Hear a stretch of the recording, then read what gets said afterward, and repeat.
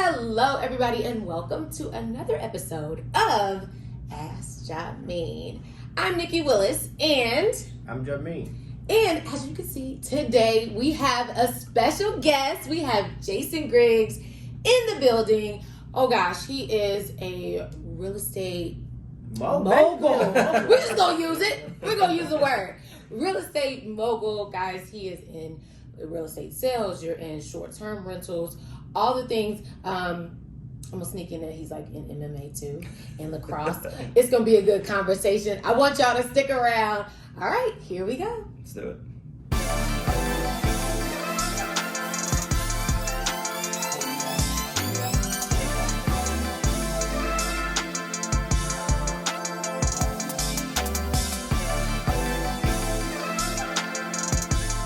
So today we have a special guest. I'm very excited. Jay and I, we're both excited. Jason Griggs is in the building. But before we get started with this really cool interview, I want to remind you, make sure you subscribe. Hit that button somewhere down there. And make sure you hit that bell to remind you every time we upload new content. Jason, welcome to Ask Jameen. So can you tell our audience a little bit more about yourself? So my name is Jason Griggs. I am a realtor here within the same brokerage as you guys, with Remax Advantage. I moved to Las Vegas, Henderson area 10 years ago from Long Island, New York. Nice. I've been involved in real estate since 2017, and this is what I do. I haven't looked back since I started. I'm addicted to this little game that we're in. Yeah. And it's a fun business to be in. Yeah, you said you're addicted. You kind of got to be a little bit, right? Like, you got to be in this full force to do it correctly, in my opinion. And true. We have a great broker here, mentor Tim Cups, and he's been a huge help in my development in the business. Sweet, nice. So, okay, you're from New York, which I didn't know. Yeah, I'm from Long Island, New York. Okay, now I kind of hear the accent now. It's coming through. Okay, so what brought you here to Henderson? So I was coming here to visit my buddy, Tommy, who was also in this brokerage. He was going to UNLV, and I never left one time. I came, and I was like, this is my new home, and I was addicted to the action of Las Vegas. I was 22 years old, and I never left. Nice. And you have a little one, don't you? I do, yes. Yeah. I'm a first-time dad. Yeah. Little baby James came into the world in August. Yeah. And my wife and I are thrilled about him. He's amazing, and he's making this business a little more tougher. Sleep, but kids always make it, they throw a little. But it's great. It's awesome being a dad. Yeah, it really is. And he's so cute. He's like, you literally copied and pasted your face onto his. I don't know how you did it, but I appreciate your that. Your poor wife. I mean, does he look like her at all? At all. She hasn't gotten too many he looks like her, but I don't know. It's all good. Maybe the next one. Okay, maybe the next one. Fingers crossed she will get her just due. But yeah, okay, so you moved from Long Island to here. This has been your home. So what made you get into real estate? So I was a teacher originally. I was a kindergarten phys ed teacher. What? Yeah. Okay, that's too much. Yeah. And this is why we do interviews, because... Really? Yeah. I was a phys ed teacher. I was teaching PE class, and I didn't love it. Okay. It wasn't a lot of money. It still isn't, being a teacher. Yeah. Right. And I met the lacrosse team, which I coach in Henderson. And that's how I met Tim. Okay. And I coached Tim's two boys. Oh, that makes sense. Yeah, okay. That's where I got started. I asked him for an opportunity to jump into real estate. And I fully took the information and value he gave me, and I just ran with it. And that's how I got it started. Wow, that's so cool. So, I mean, it really is about, like, who you know and who knows you in this business. Correct. I mean, as far as getting started, and I love how you said you never look back, because that's pretty much, I mean, with real estate, you got to be all in. You have to be. And so I'm all in on the realtor side as well as an investor side. And I think I have an advantage because not a lot of people do both. Yeah. So you've got lacrosse, you've got MMA. How has that helped you in the business, if at all? So Tim has a great saying. It's your network is your net worth. Yeah. And so a lot of my friends from back home fight. They're professional fighters. They're professional fighters. You just yes, they're real. You said my friends at home. Yeah, they I'm fight. not a fighter. They're not fighting. I can't They're do professional fighters. I can't do what they do. Yeah. I was involved in the MMA business. I was working for some of the promotions, and I connected with all these fighters who want to move to Las Vegas because where the UFC is here and it's the mecca of the fight world. And so I've gotten a lot of clients and brought my friends from Long Island to Vegas so they can train and do business here. It's been awesome. Oh, that's so cool. Okay. So as far as lacrosse, did you play lacrosse in college, high school? I did. I went to school at West Virginia University, and I played there.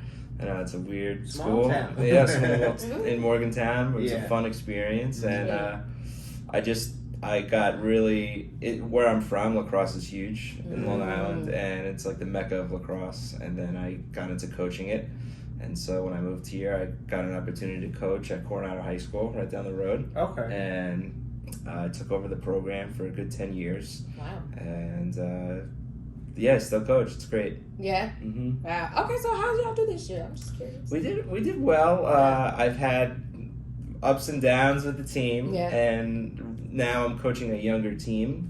They're in 6th and 7th grade, and it's a lot different than coaching high school kids. Right. They're easier to mold. Yeah. High school kids, there's a lot of distractions. Teenagers. So you have the teenagers and the young adults, but it's fun. I'm glad I do both because you get the full circle of the development of a kid. Yeah. So good. So MMA, so do you still do MMA promotions or you just a rock star real estate agent, MMA? So I work for a company called CompuBox, which is a statistical company. So when you watch a fight, you ever see the numbers on the bottom of the screen? I always wanted to know who did that. Yeah, that was me. Me and my buddies. Okay. My buddy's father, Bob, started the company almost 30 years ago. And I had an opportunity to work for them. I'll still do it from time to time, and then kind of transformed into announcing some fights. And now I represent the fighters to buy real estate. So it's a really cool dynamic that I have. Yeah, so you're basically the plug for all the fights now. So yes. I got him on camera. He's the plug Yeah. for the fights.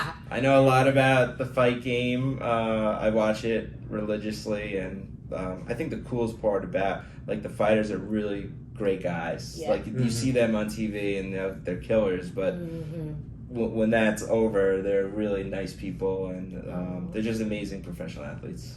Wow. I mean, that is interesting because, I've seen a couple with kind of one eye kind of closed because they're brutal. They're brutal. But, it is a professional sport, and not everybody, that's what you see in the ring is not necessarily what most of the time, clearly what you see outside there. It's the funny part to me is the toughest guys are the most soft-spoken, nicest, gentle people, but once they get in there, they're animals. Yeah. And their job is to beat somebody else up for a living, and that's what they do. But I think, clearly that takes discipline, right? They're on a whole nother planet of, I think their sport is the hardest sport at any sport, and they just have to be very strict with their diet and then their training, and the whole weight issue is a whole nother part of the game. So I can't do it.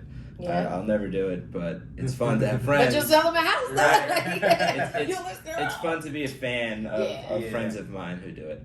Got it. So you've been in real estate since 2017, yeah. 2017, okay. So we all have the same broker with the same company. So you met Tim, you coached his boys in lacrosse, and parents sit around. So you had a conversation and it was like, hey, I'm looking to maybe do something different. How did that...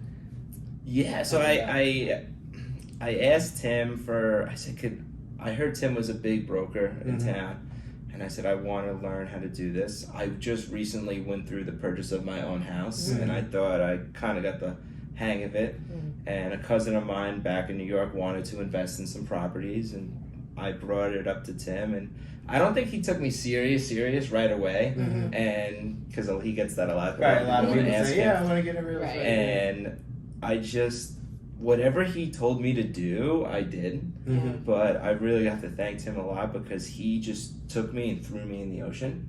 Yeah. It was like, trial by here you fire. go, and just swim and swim and keep swimming. And you know, he held my hand a little bit, but not a lot, not too much. He didn't give me the keys to the castle, and he made me work through a lot of stuff. And there's stuff that I can do that he had no clue about, Yeah. and it was cool to collaborate with him on a lot of stuff. But I'm so thankful for Tim and Joan. Obviously, they gave me an opportunity to get into this business, and he's the best. He's the best mentor. Oh wow! That's Shout awesome. out to Tim. Yeah. Yep, shout out to That's Tim. awesome. So when did you get into? We talking about short-term rentals. We talking about investing. So when did the light bulb go off and say, "Hey, I want to be an investor"? So when did you get your first investment property, short-term rental? Yeah, so it's funny because it happened in this office. I did my first deal as an agent, a friend of mine, and I was like, I can do this. Like, I just felt it that I could do it. And Bob Little listed a little 3-bed, 2-bath in Sunridge, right down the road from my house, 10 houses away. Mm-hmm. And I called up my cousin back home. I said, we could buy this house for like $250,000. What do you think? And I went to Bob and I was like, Bob, like, I want to buy this house. And he's like, Jason, there's 50 offers on this house. And I said, I really want it. Give me an opportunity. And we ended up winning the house, and we still rent it to this day. But that was when the light bulb really hit for me, where I could take a property, rent it out for a high number of rent, and that person's essentially paying off your mortgage. Absolutely. And then now the house is 6 years later, it's worth double. It's worth over $500,000 now. So it was a good investment.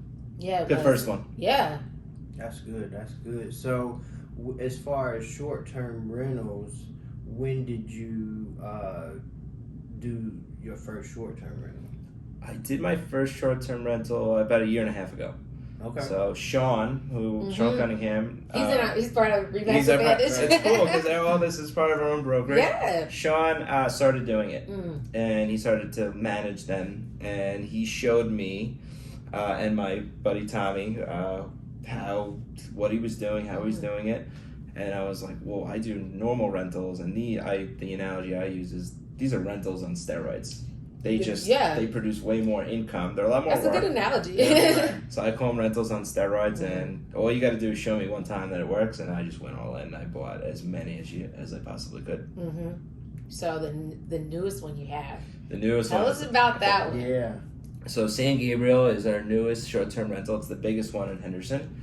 It's around 9,000 square feet. Wow. It's got 8 bedrooms. It's like 2 compound properties on one huge plot of land. Has a beach volleyball court, tennis court.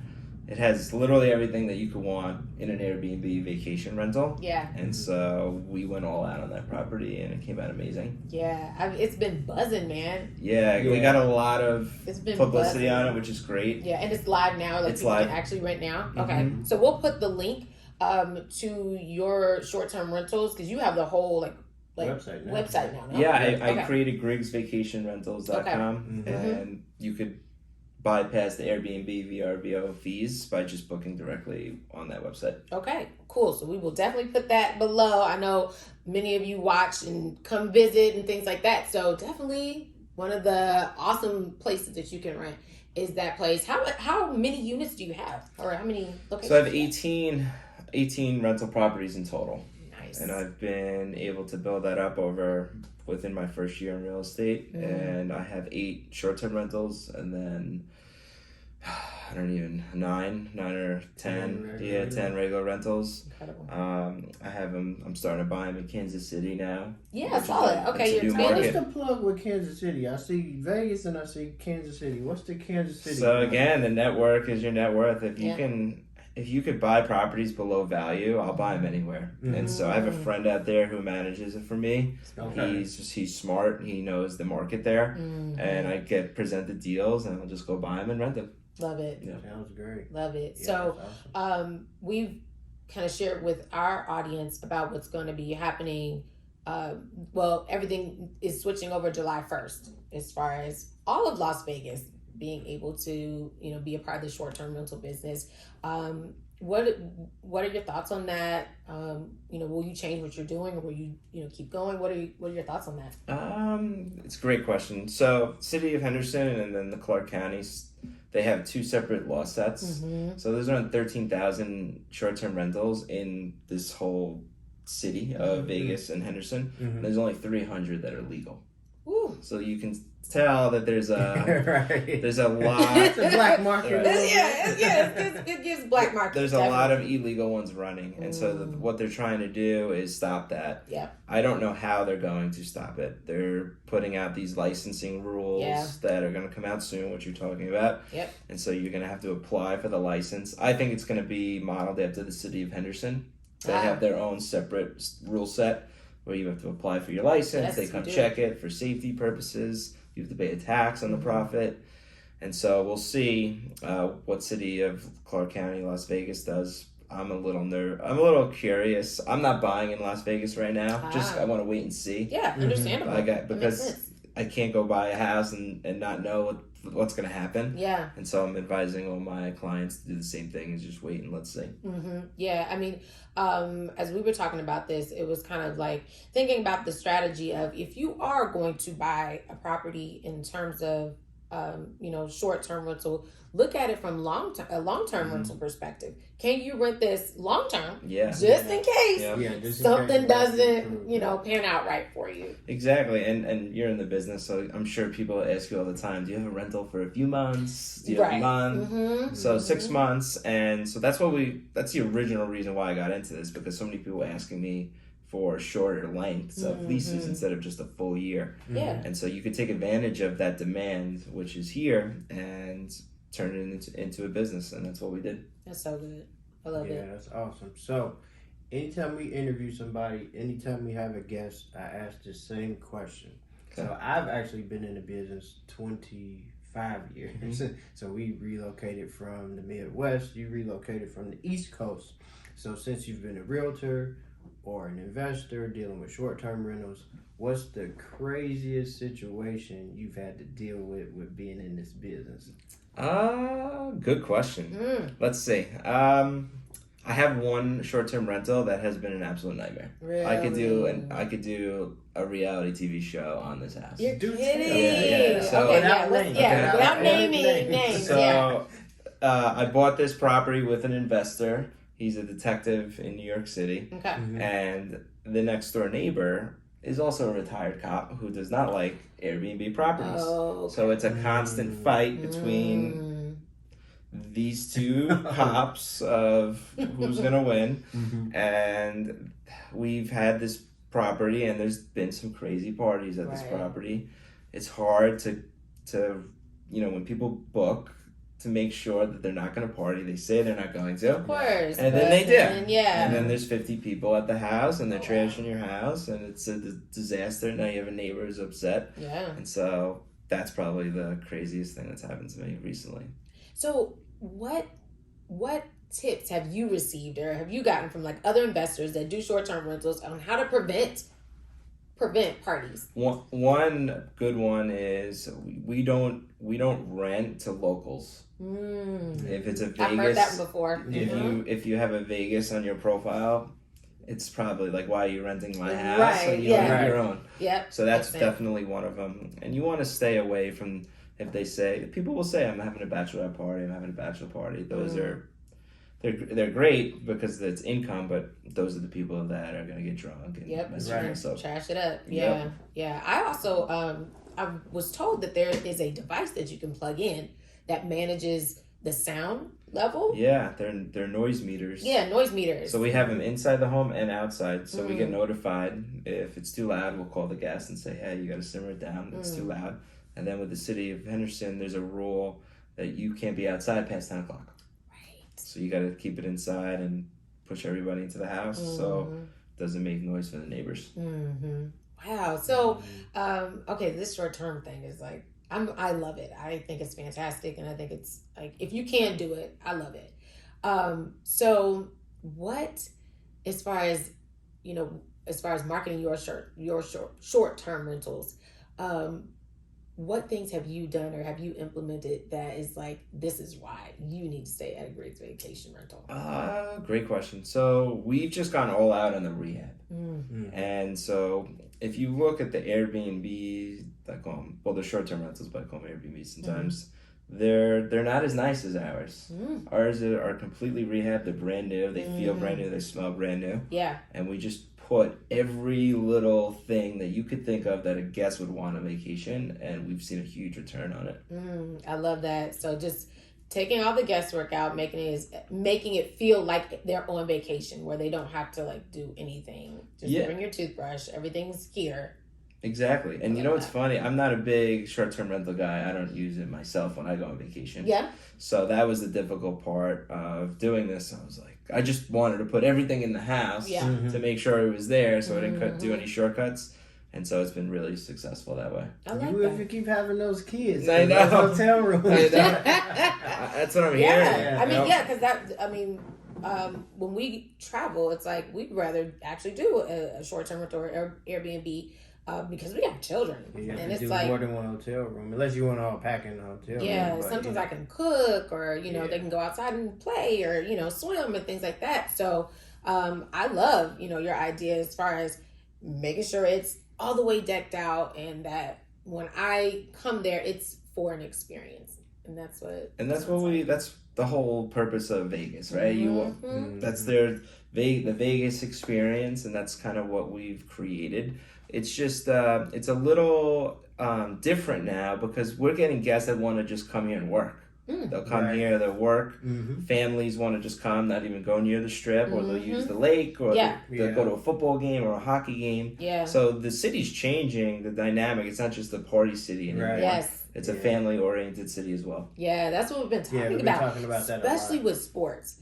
Sports creates loyalty, and people start, it's more than just, party town or nightlife. Now you're talking families and get-togethers and all that stuff. So with the more like Airbnbs or more short-term rentals you acquire, are you looking for particular ones? Like, I mean, I don't want to like share your whole, I don't want to like put all your business out, but like, do you look for particular ones that's stand out to what your vision is? Yeah, I think I turned the corner with these bigger luxury ones. Like if I'm gonna do it, I'm gonna go big and really change the dynamic of the whole business, which I think we've done with my last two. And now what we're doing is looking at different cities. It's not. I've ran numbers of across the country. The Vegas numbers are still the best because it's still a very big tourist city. Yeah. But the coolest part about having these things is you can use them. And so if I buy one in Arizona and I want to go use it, it's going to make me money, and then I could use it also. That's the truth. And so that's kind of what I've been doing, looking into now. Okay. Cool. So I got two more questions, and then we'll let you go. So you got into sales, being a realtor, and you did investments. So are you still doing flips, long term and short term, or are you just focusing on short term right now? So I do it all, and it's the cool part about our business is you don't know what's next. You don't. That's the truth. I might have a flip opportunity this afternoon that I could go do. I might have a short term rental opportunity I could do tomorrow or today. I don't know, and so that I think being able to do it all. It differs me from other people. Yeah. And that's kind of the approach I've taken with it. Got it. Yeah, that's the exciting thing about being in real estate. Like every day is different. Every day is an experience that that's different than yesterday and things like that. So my last question is, if you could give people who want to invest in real estate, period, whether it's short term, long term, especially with short term rentals, what would you say has been the one, as DJ Khaled says, a major key that just enabled you to scale from that first one up to number 8 and 18 on the rentals? What would you say has been a piece of advice that you can give to people wanting to scale? I think a lot of rookie people who want to do this, who haven't done, they're just afraid to ask for somebody to work with. And so I've partnered with a lot of people throughout this process. I don't own 18 all by myself. I have partners in the properties, and so I've partnered with other investors who could bring value to me, and I could bring value to them. And so with that big house that we just did, I found it and I couldn't do the construction for it. I don't have a stomach for that side of the coin and the design work. And so I brought it to my partner, Tyler, and he flips crazy houses. Nice. And so we put our brains together and that's how we built that big one. Man, that thing is crazy too. You can go look at it anytime. It's a lot of fun. Yeah, we might have to do a property tour and do. Yep, you could do a property tour and blow it up. Do it. Okay. All right. It's in the books. We're going to do it, y'all. Stay tuned for that. Awesome. Well, thank you so much for coming. No, thank you for inviting me. I'm happy to do it. This has been incredible. Tell everyone again your website so we can, and then we'll post it below. So my vacation website is griggsvacationrentals.com. And you can follow me on Instagram at J Griggs, Griggs, Real Estate. Awesome. Well, thank you so much, Jason. And thank you guys for watching. Before you leave, make sure you click that subscribe button. As you can see, we've got ballers coming in at this point, y'all. I mean, you don't want to miss it, okay? So hit that bell too, and we will see you guys next time. Bye.